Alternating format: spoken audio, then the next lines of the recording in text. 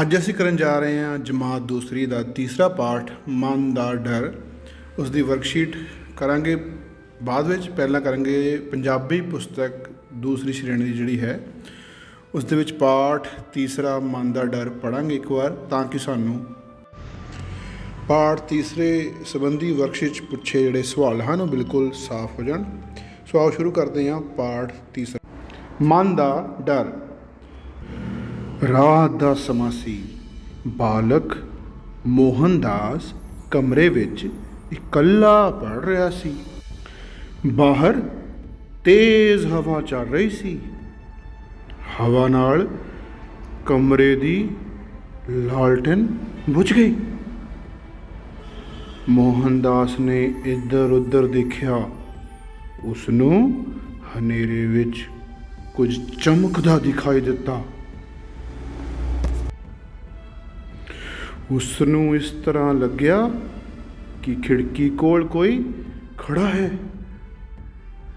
ਮੋਹਨਦਾਸ ਨੇ ਡਰ ਕੇ ਚੀਕ ਮਾਰੀ, ਭੂਤ ਭੂਤ। ਉਹ ਕਮਰੇ ਵਿੱਚੋਂ ਬਾਹਰ ਵੱਲ ਭੱਜਿਆ। ਮੋਹਨਦਾਸ ਨੂੰ ਬਰਾਂਡੇ ਵਿੱਚ ਘਰ ਦੀ ਨੌਕਰਾਣੀ ਰੰਭਾ ਮਿਲ ਪਈ। ਉਸਨੇ ਪੁੱਛਿਆ, ਮੋਹਨ, ਕੀ ਗੱਲ ਹੈ? ਤੂੰ ਭੱਜ ਕਿਉਂ ਰਿਹਾ ਹੈ? ਰੰਭਾ ਮਾਈ, ਭੂਤ, ਉਸਨੇ ਦੱਸਿਆ। ਰੰਭਾ ਹੱਸਣ ਲੱਗ ਪਈ। ਮੋਹਨ, ਚੱਲ ਮੇਰੇ ਨਾਲ ਤੁਰ। ਦੋਵੇਂ ਕਮਰੇ ਵਿੱਚ ਆ ਗਏ। ਰੰਭਾ ਨੇ ਲਾਲਟਨ ਜਗਾਈ। ਮੋਹਨ, ਦਿਖਾ ਕਿੱਥੇ ਹੈ ਭੂਤ? ਕਮਰੇ ਵਿੱਚ ਬਿੱਲੀ ਬੈਠੀ ਸੀ। ਚਮਕਦੀ ਹੋਈ ਚੀਜ਼ ਬਿੱਲੀ ਦੀਆਂ ਅੱਖਾਂ ਹੀ ਸਨ। ਰੰਭਾ ਨੇ ਬਿੱਲੀ ਨੂੰ ਉੱਥੋਂ ਭਜਾ ਦਿੱਤਾ।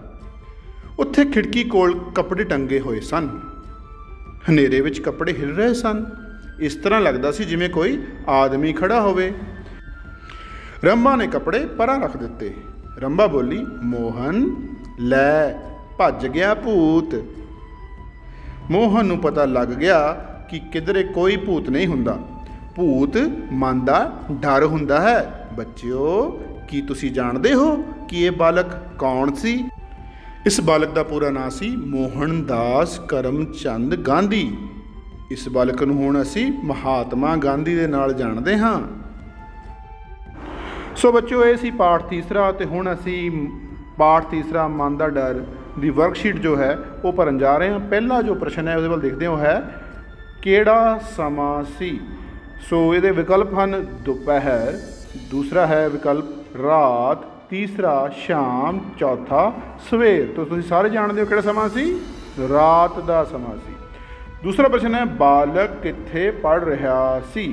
ਪਹਿਲਾ ਵਿਕਲਪ ਬਰਾਂਡੇ ਵਿੱਚ, ਦੂਸਰਾ ਛੱਤ 'ਤੇ, ਤੀਸਰਾ ਕਮਰੇ ਵਿੱਚ ਅਤੇ ਚੌਥਾ ਵਿਹੜੇ ਵਿੱਚ। ਤੁਸੀਂ ਜਾਣਦੇ ਹੋ ਕਿੱਥੇ ਪੜ੍ਹ ਰਿਹਾ ਸੀ? ਕਮਰੇ ਦੇ ਵਿੱਚ। ਸੋ ਕਮਰੇ ਵਿੱਚ ਤੀਸਰਾ ਵਿਕਲਪ ਬਿਲਕੁਲ ਸਹੀ ਵਿਕਲਪ ਹੈ।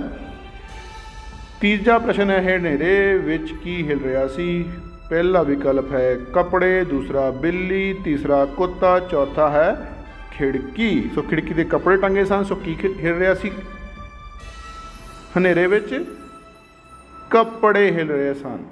ਸੋ ਕੱਪੜਾ ਜੋ ਕਿ ਪਹਿਲਾ ਵਿਕਲਪ ਹੈ ਕੱਪੜੇ, ਇਹ ਬਿਲਕੁਲ ਸਹੀ ਵਿਕਲਪ ਹੈ। ਸੋ ਇਸ ਨੂੰ ਅਸੀਂ ਚੁਣ ਲਾਂਗੇ। ਚੌਥਾ ਪ੍ਰਸ਼ਨ ਹੈ, ਬਾਲਕ ਦਾ ਕੀ ਨਾਂ ਸੀ? ਪਹਿਲਾ ਵਿਕਲਪ ਰਾਮ ਲਾਲ, ਦੂਸਰਾ ਸ਼ਾਮ ਲਾਲ, ਤੀਸਰਾ ਮੋਹਨਦਾਸ, ਚੌਥਾ ਸੋਹਣ ਸਿੰਘ। ਸੋ ਤੀਸਰਾ ਮੋਹਨਦਾਸ ਬਿਲਕੁਲ ਸਹੀ ਵਿਕਲਪ ਹੈ। ਪੰਜਵਾਂ ਪ੍ਰਸ਼ਨ ਹੈ, ਮੋਹਨਦਾਸ ਨੇ ਡਰ ਕੇ ਕੀ ਕਿਹਾ? ਪਹਿਲਾ ਵਿਕਲਪ ਹੈ ਬੱਲੇ ਬੱਲੇ, ਦੂਸਰਾ ਹੈ ਸ਼ਾਵਾ ਸ਼ਾਵਾ, ਤੀਸਰਾ ਭੂਤ ਭੂਤ, ਚੌਥਾ ਹੈ ਵਾਹ ਵਾਹ। ਸੋ ਤੀਸਰਾ ਭੂਤ ਭੂਤ ਬਿਲਕੁਲ ਸਹੀ ਵਿਕਲਪ ਹੈ। ਛੇਵਾਂ ਪ੍ਰਸ਼ਨ ਹੈ, ਬਾਹਰ ਵੱਲ ਭੱਜਦੇ ਬਾਲਕ ਨੂੰ ਕੌਣ ਮਿਲਿਆ? ਪਹਿਲਾ ਵਿਕਲਪ ਹੈ ਰੰਭਾ, ਦੂਸਰਾ ਹੈ ਮੋਹਨ ਲਾਲ, ਤੀਸਰਾ ਹੈ ਮਾਤਾ ਜੀ, ਚੌਥਾ ਹੈ ਰਾਜੂ। ਸੋ ਪਹਿਲਾ ਵਿਕਲਪ ਰੰਭਾ ਬਿਲਕੁਲ ਸਹੀ ਵਿਕਲਪ ਹੈ। ਸੱਤਵਾਂ ਪ੍ਰਸ਼ਨ ਹੈ, ਬਾਲਕ ਕਿਸ ਦੇ ਡਰ ਤੋਂ ਬਾਹਰ ਵੱਲ ਭੱਜਿਆ? ਪਹਿਲਾ ਵਿਕਲਪ ਹੈ ਸੱਪ, ਦੂਸਰਾ ਹੈ ਛਿਪਕਲੀ, ਤੀਸਰਾ ਹੈ ਭੂਤ, ਚੌਥਾ ਹੈ ਚੂਹਾ। ਸੋ ਭੂਤ ਜੋ ਤੀਸਰਾ ਵਿਕਲਪ ਹੈ ਬਿਲकुल सही विकल्प है।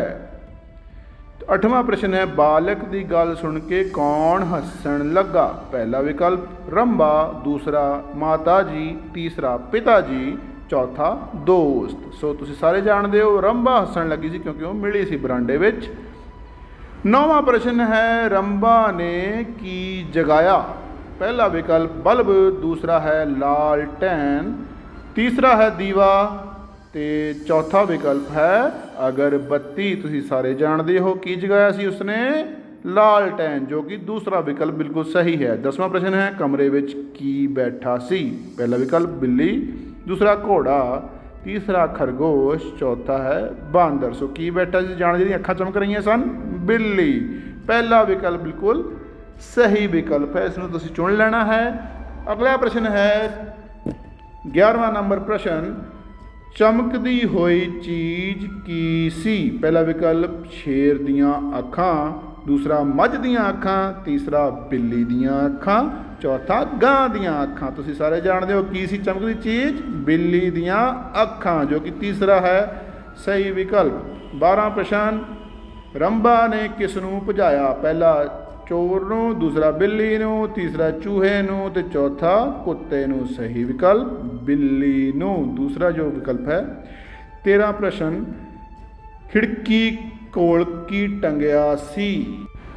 पहला विकल्प है बाल्टी, दूसरा कप, तीसरा है बर्तन, चौथा है कपड़े। सो तुसीं जानते हो की टंगिया सी कपड़े, जो कि चौथा विकल्प है बिल्कुल सही विकल्प।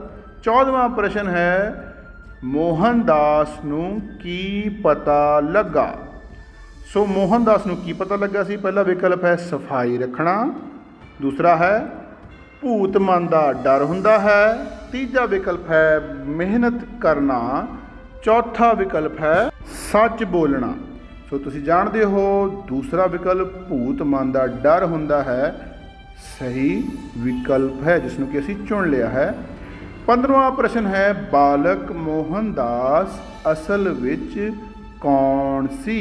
पहला विकल्प है मोहनदास करमचंद गांधी, दूसरा विकल्प चाचा नेहरू, तीसरा विकल्प मोती राम, चौथा विकल्प लाल बहादुर।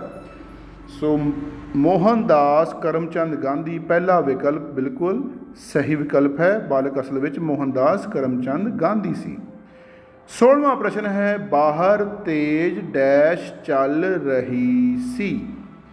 सो बाहर किहड़ी चीज़ चल रही सी, थल्ले जो विकल्प दिते हैं इन्हां विचों असीं चुनना है। पहला विकल्प है रेल गड्डी, दूसरा विकल्प है